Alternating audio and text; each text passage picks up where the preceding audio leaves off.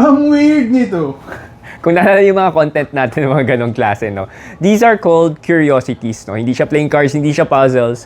It qualifies as mga curiosities nga, no? So, kasama doon yung mga optical illusion, pwede siya yung pang-display sa bahay, o mga kakaibang bagay, no? So, kasama rin siya sa Black Friday this coming Friday. That's November 28. Exclusively online at tronicdice.com, no? So, ilan sa mga items tulad nito, you have the Wyron cube, no? Itong item na to, it's cut out siya sa solid block. Pero yung pagkaka-cut niya sobrang linis. So, seamless siya. Kapag nilatag mo siya sa as if nawawala yung cut out niya on a certain angle, no? This regular price is 12,250 and yung discounted price na this Friday sa Black Friday is mo. It's 5,950. Palakpak. Ayan. Next we have actually this one is a magic trick. It's called switchboard. No, it's slightly complicated na magic prop siya, no.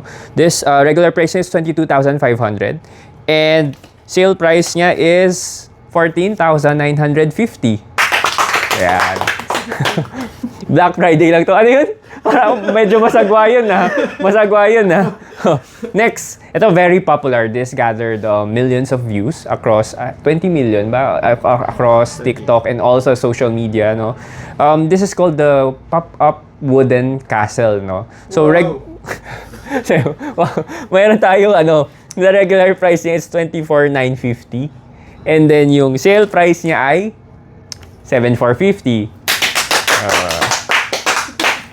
Ang tanong, saan manggagaling yung difference dito, no? Abonohan daw ni Mark. Oh, sakto, di ba? Malapit na 13-month pay, eh. So, ito na yung Black Friday sale discounted price niya. And finally, ito, last stock na to. Ngayon lang nakita ni Mark. Anong reaction mo kanina? Galing! Galing. Ngayon lang kasi nakita. Paano? Hindi nanonood ng content namin to. Kaya ngayon lang niya nakita to. This is Flight, the floating electric bulb.